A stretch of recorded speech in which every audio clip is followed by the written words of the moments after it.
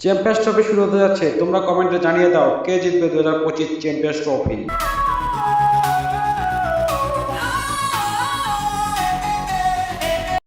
আমার ভাতিজাদের নিয়ে টেনশনে আছি, এরা জিতবে কি?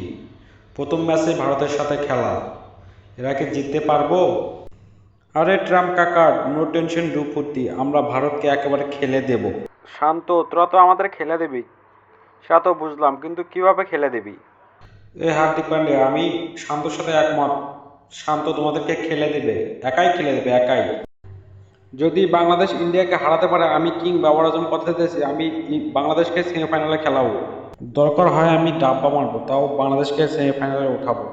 হ্যাঁ, এগুলোই কইরো, তোমাদের সাথে খেলাটা আসুক, একদম মিডল ইস্টাম ভাঙিয়ে দিব। আমি যেটা দেখতেছি, বাংলাদেশের নেতৃত্বে আছে শান্ত। সে ওয়ানডেতে খুবই ভালো পারফরমেন্স করতেছে, সে খুবই ধারাবাহিক।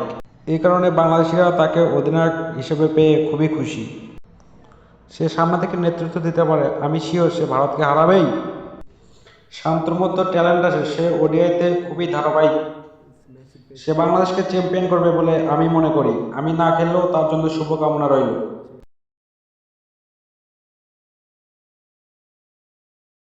পাকিস্তানের ওই জিম্বাবুয়ের কোনো প্ল্যানই কাজে দেবে না, আমরা বাংলাদেশকে একবারে ভইরা দেবো, মিডল ইস্ট বরাবর ভইরা দিব। আসো খেলা হবে। এর পরে আসো খেলবো, খেলা হবে।